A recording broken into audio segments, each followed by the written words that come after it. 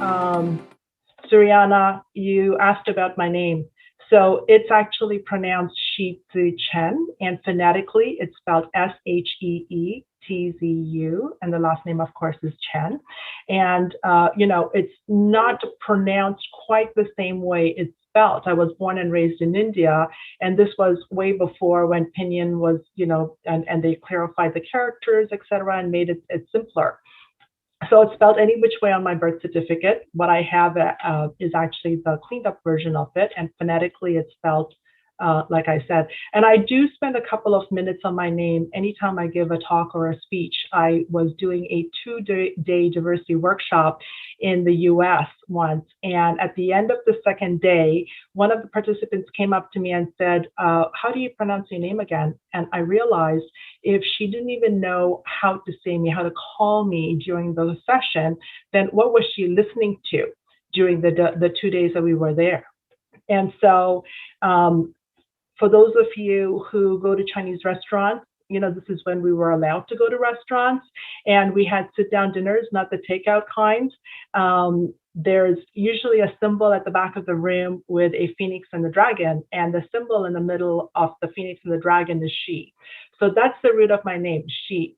Tzu stands for branch off. And so, of course, for these next few minutes, you have a branch of happiness with you, talking about resiliency, mental health, and wellness. And it's a very welcome topic, and one that I really take on right now, because during this COVID days, I remember when we went into our first lockdown last March, I literally thought, okay, my clients were canceling. I got depressed. I thought, oh my goodness, are we ever going to get out of this? And then I realized this is an opportunity. This is an opportunity, and I can either look at it as an opportunity, or I can sink into whatever morass was waiting for me at the bottom of that pit. And so I took out the book that I was working on for 2 years. So I am the upcoming author of the book called Own Your Badassery, Design Your Path to Success and Fulfillment. I expect it to be out in a couple of months, and delighted to be able to say that, even in times of deep stress and negativity, there are opportunities to be looked at. And so I see this as an opportunity to thrive, not just in our lives, but in our family and our communities as well. Now, I'm an immigrant twice over. So what does that mean? I mentioned to you before that I was born and raised in India. Well, I moved to Canada when I was 12 years old. And I remember we came in November, and, I was born and raised in the southern part of India, where we were just a few degrees north of the equator, super hot, had coats made. And of course, a coat made in that part of the world does not comfortably fit for somebody who's coming into a November winter weather in Canada. I remember going to school, and because in India, it was really clear. Girls wore dresses, boys wore pants.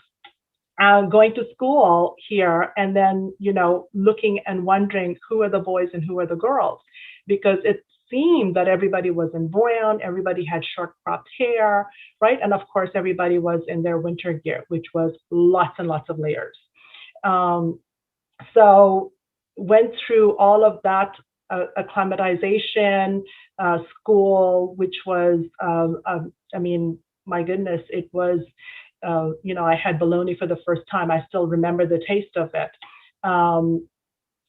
And immigrated twice over. So I was born and raised here, went to school here, and then of course moved to the US in the early 90s.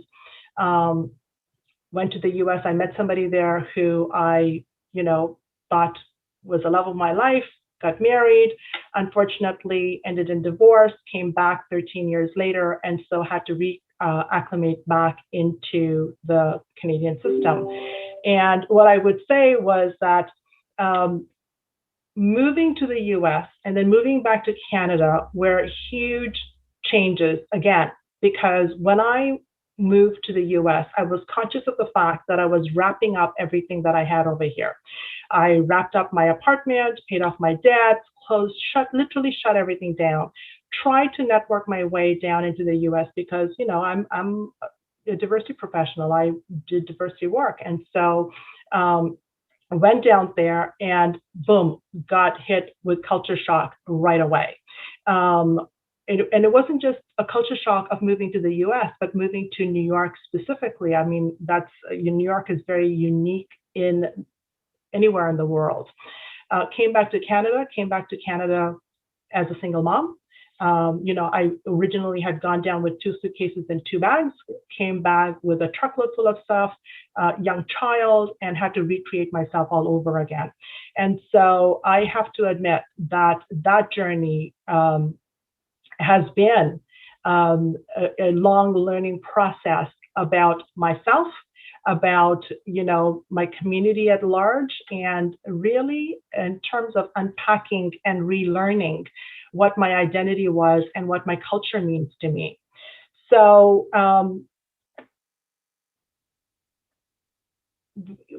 there's a lot of cultural stigma around mental health, especially in the Chinese culture. And I'll speak just to my culture. I remember when I was in high school and having to graduate high school and feeling depressed, and not being able to share that anywhere, because when we moved to Canada, I went to grade school and then immediately went to an all-girls high school. And of course, in that space was there, I loved it. It was all girls school. It replicated the school that I was in India, which was, an all girls convent school. And so was very protected, nurtured, and so forth. And all of a sudden I was graduating, was going away to university. And while I was eager and anxious to spread my wings, I was also struck with the fact that, OMG, I'm going to have to recreate myself again. I'm going to have to, interact with different kinds of people, with men, with boys. And how was I going to do that? And I remember really clearly becoming aware at that time that we don't talk about mental health in the family because we don't have mental health issues, right? Everything is good. Everything is perfect. Everything works just the way it's supposed to work. And if it is a problem, then you don't talk about it. And even more importantly, what's at home stays at home, which means it doesn't get shared outside in the community. It doesn't get shared with an outsider. And so even having this conversation, I noticed I'm just a touch uncomfortable because that was a pretty deep lesson to learn and to have to unlearn. But what I did really get out of the different ways, the different times that I recreated myself was, learning to define my own identity. I also learned to clarify my expectations, and I really worked hard on what my personal values were. So when I was in the process of my divorce, I immediately got professional help because there was no way that my son and myself was not going to be well. I mean, that was my deepest commitment. And so that was, a step into defining who I was as a person, as a mom, and what my values were.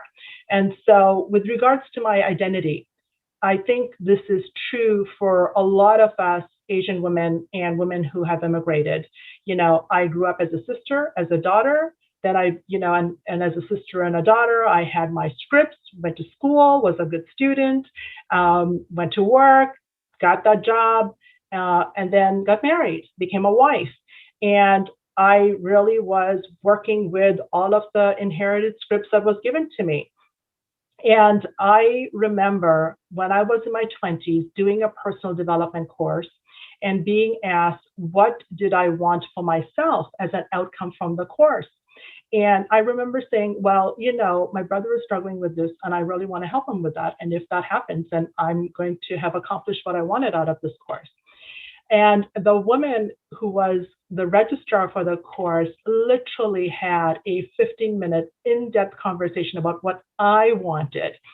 And I remember being so uncomfortable because till that point in time, and I was in my 20s, I was working, in a large corporation, thinking myself as a professional woman, that I was a modern woman. And I realized, OMG, I literally did not know what I wanted for myself. that what I wanted was for others in my life, and that defined who I was as a person. And so it took a while, and I have to admit that my divorce in my 40s helped to really clarify that journey for me. Because as a divorced single mother, I had to figure out who I was for myself and for my child. Why? I'll share this one small story with you. I went to India in 2010 with my son and my father. We had a three-generational trip, and I remember spending a day with one of my closest cousins when we were growing up.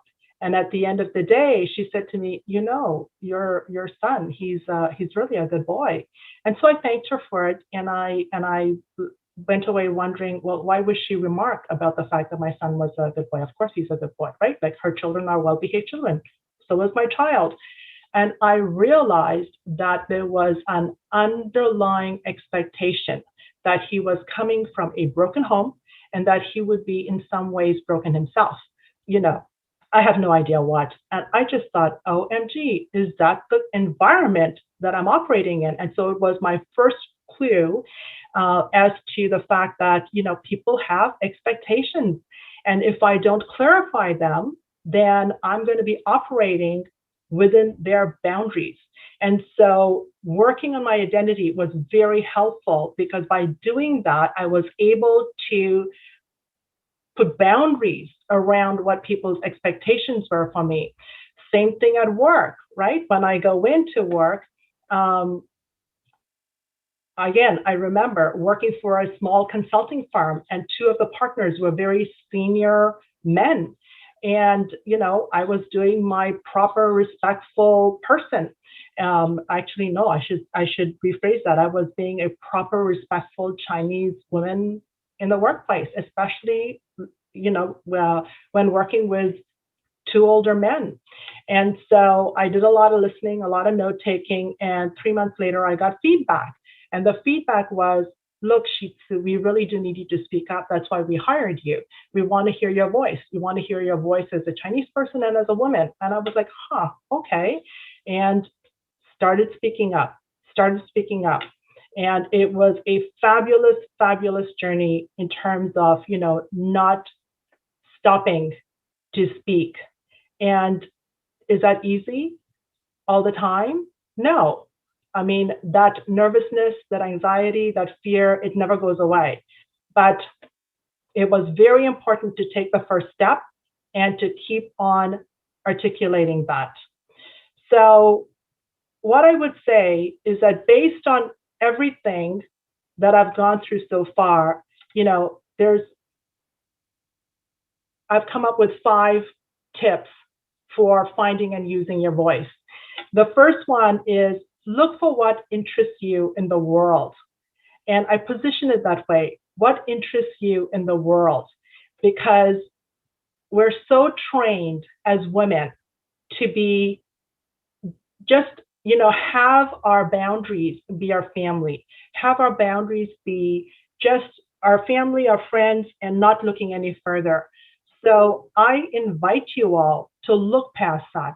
Is there an issue that you're deeply passionate or committed about, or that interests you? Well, please explore it. Is it ending world hunger? Is it traveling to new and exotic places? Is it teaching? And is there a particular group of people that you want to teach?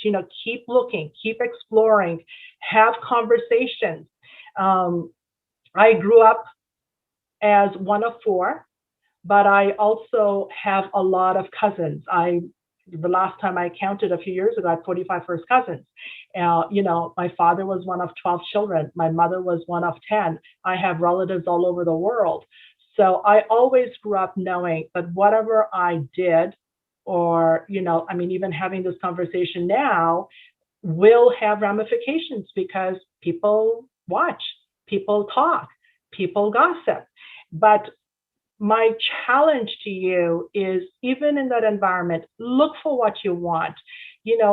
Keep carving space for yourself. keep having conversations with people who are different than you, people who you may not interact with on a daily basis. If you're going, my first out of the family was school, and then it was work. And by doing that, I expanded my social circle, and I kept expanding that social circle and kept expanding it. Step number 2 is take a small action every day. This can feel like a big risk, and it might feel like, oh, it's not big enough. Maybe I need to do like an extraordinary thing, like run a marathon. No, take that small action. Maybe it's just running around the block the first time. I remember the first time. You remember I told you I was a good Chinese girl. I barely said anything.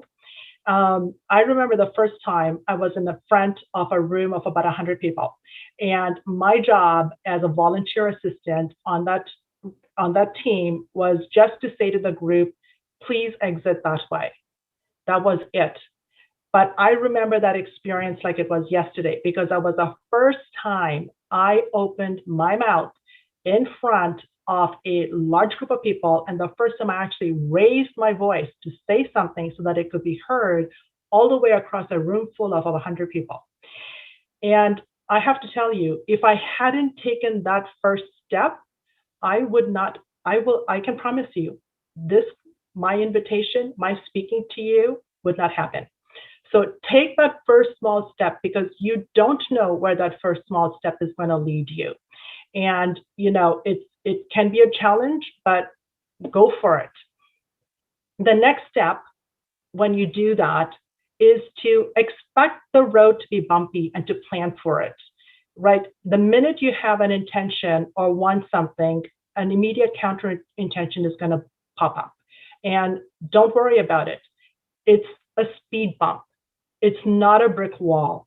Unfortunately, when we sit and think about just what's happening in our own little mind and reiterate it, as Nicole said, it goes in cycle and cycle and cycle, and it becomes a huge thing. It's a speed bump, right?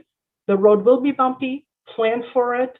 Take corrective action. If you need to check out, then check out, but come right back into the game. The fourth one is find like-minded women who are interested in what you're doing and hang out with them regularly. Opportunities like being on this conference are fantastic. You want to hear other stories. I regularly interact with and I'm inspired by my colleagues and my friends. And not only am I inspired by them, I openly share who's in my network to others who are in need and want. That's, I hold workshops, my webinars, my presentations are all directed. Create a community for yourself if you can't find one. And the last one is find a trusted advisor who is committed to your personal goals and will support you in your growth and development. Because we are very enmeshed in our families and in our friends, it's easy to find somebody to reiterate our biases and our fears. I recommend, challenge, support you in looking outward into the world, into your commitment. And whether it's a big one or a small one, for sure, take that first step, take that action, speak up, and don't ever get stopped. So on that note, I want to thank you all for being here, and I look forward to networking with you on the networking event when it comes up.